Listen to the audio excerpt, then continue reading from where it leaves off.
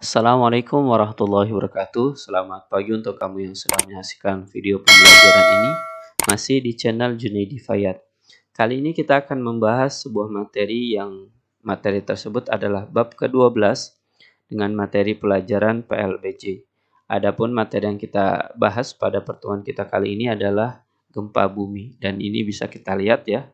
Kita saksikan di layar ada sebuah gambar yang terjadi ketika setelah gempa bumi itu terjadi. Dan materi ini diperuntukkan untuk kamu kelas 3 SD.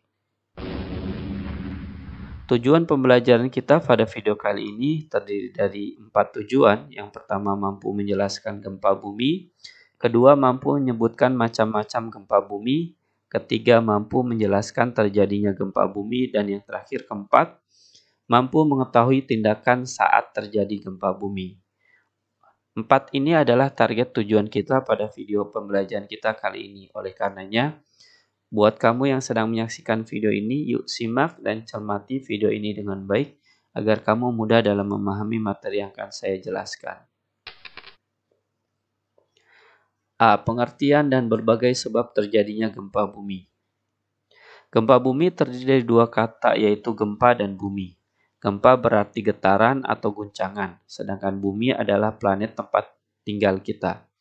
Gempa bumi adalah getaran yang terjadi di permukaan bumi karena adanya pelepasan energi dari dalam bumi.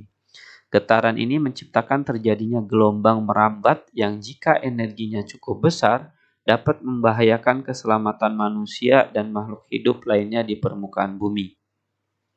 Gempa bumi umumnya terjadi karena adanya pergerakan kerak bumi atau lempeng bumi, atau yang dikenal dengan sebutan gempa tektonik. Selain gempa tektonik, terjadinya gempa bumi juga bisa disebabkan oleh letusan gunung berapi, atau disebut juga gempa vulkanik. Indonesia termasuk salah satu negara rawan terjadinya gempa bumi, baik gempa tektonik maupun gempa vulkanik.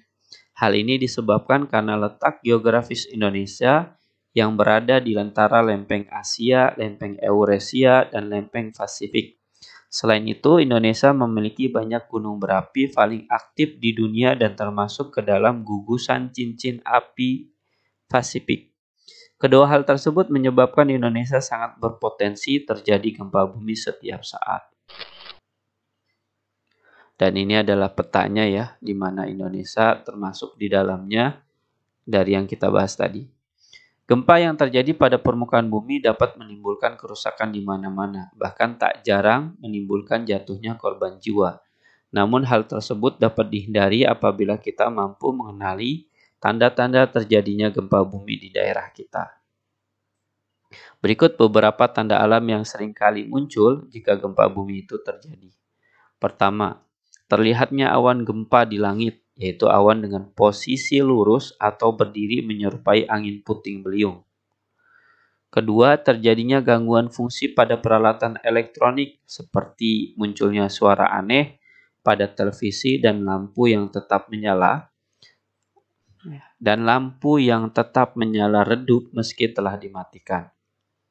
Tiga, munculnya perilaku tak biasa pada hewan, seperti terlihat gelisah atau terlihat ingin pergi menyelamatkan diri. Keempat, terjadinya beberapa kali gempa kecil yang dapat menjadi tanda akan munculnya gempa yang lebih besar. Setelah kita mengetahui beberapa tanda alam tersebut, ada baiknya sikap waspada kita harus diikuti juga dengan memperoleh informasi dan peringatan yang benar dan resmi oleh BMKG. BMKG merupakan lembaga resmi milik pemerintah yang bertugas menyediakan layanan informasi ataupun peringatan dini. Baik di bidang perakiran cuaca, iklim, kualitas suara, kualitas udara, dan potensi bencana alam di wilayah Indonesia. Salah satunya gempa bumi. BMKG memiliki banyak alat canggih untuk mendeteksi atau memantau perubahan alam yang terjadi di Indonesia. Dan ini kantornya ya, kantor dari BMKG yang ada di provinsi di Indonesia. Dan ini juga bisa kita lihat ya, ada gambar alat yang digunakan BMKG. Salah satu alat yang digunakan adalah seismometer. Seismometer merupakan alat yang digunakan untuk mengetahui kemungkinan terjadinya gempa bumi melalui pantauan getaran. Rekaman hasil getaran digambarkan di atas sebuah kertas oleh alat yang disebut dengan seismograf. Jadi kalau terjadi gempa, di sini bisa kita lihat ya, alatnya berupa rekaman ya. Rekaman hasil getaran, dan ini ditulis di atas kertas. Namanya adalah seismograf. Besaran kekuatan gempa bumi dinyatakan dalam ukuran skala Richter. Besaran kekuatan gempa yang berada di bawah angka 3 skala Richter umumnya tidak dapat kita rasakan, sedangkan yang berada di antara 4 sampai 6 skala Richter dapat kita rasakan, namun masih tergolong jenis gempa kecil. Jika besaran kekuatan gempa telah berada di atas angka 7 skala Richter, maka gempa tersebut merupakan gempa besar yang dapat menyebabkan bahaya bagi keselamatan manusia dan makhluk hidup lainnya. B. Akibat gempa bumi. Dan ini gambarnya ya, bisa kita lihat di bawah kanan. Secara umum, akibat gempa bumi dapat digolongkan menjadi kerugian material atau rusaknya bangunan dan fasilitas umum, dan kerugian non-material, korban jiwa dan luka-luka. Berikut beberapa akibat yang ditimbulkan dari gempa bumi. 1. Terjadinya bencana alam lain sesaat setelah terjadi gempa bumi, seperti tsunami sebagai akibat dari terjadinya gempa di bawah laut. Ini yang pertama. B. Banjir besar karena rusaknya tanggul akibat pergerakan tanah. C. Tanah longsor disebabkan bergesernya tanah akibat guncangan gempa. Kedua, rusaknya bangunan dan fasilitas umum seperti jalan raya, terminal, dan lainnya. 3. Kerusakan lingkungan seperti pencemaran air dan pengikisan tanah. 4. Kebakaran karena aliran listrik atau kebocoran pipa gas. 5. Jatuhnya korban jiwa dan luka-luka. 6. Timbulnya wabah penyakit karena kurang atau tercemarnya sumber air bersih.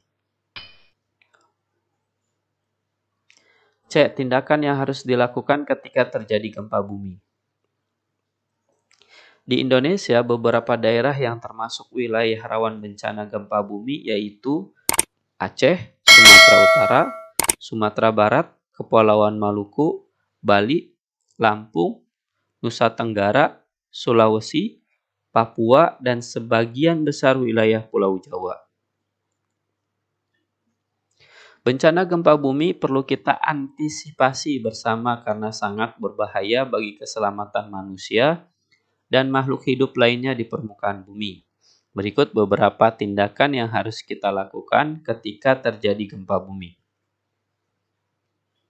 Yang pertama, apabila kita sedang berada di dalam ruangan, maka hal yang harus kita lakukan adalah A. Jangan panik atau berlari keluar. Berlindunglah di bawah meja, kolong tempat tidur, atau dimanapun yang dapat melindungi badan dan kepala dari reruntuhan bangunan. B. Bila tidak ada meja atau tempat tidur, maka berlindunglah kepala kalian menggunakan bantal atau benda lainnya. C. Jauhkan diri dari rak buku, lemari, kaca jendela, dan benda lain yang berpotensi melukai diri, seperti langit-langit atau atap rumah yang mungkin runtuh, dan benda yang bergantung di dinding. 2. Apabila kita sedang berada di luar ruangan, maka hal yang harus kita lakukan adalah A. Jauhi bangunan tinggi, dinding, tebing terjal, pusat listrik dan tiang listrik, serta benda lain yang berpotensi rubuh atau runtuh. B. Usahakan dapat mencapai daerah yang terbuka seperti lapangan bola. 3. Apabila kita sedang berkendara, maka hal yang harus kita lakukan A. Berpeganganlah yang erat untuk menghindari diri dari risiko terbentur atau terpental. B. Segera hentikan kendaraan di tempat yang terbuka. C. Keluar dan menjauhlah dari mobil untuk mencegah bahaya jika kendaraan terbakar atau tertimpa runtuhan.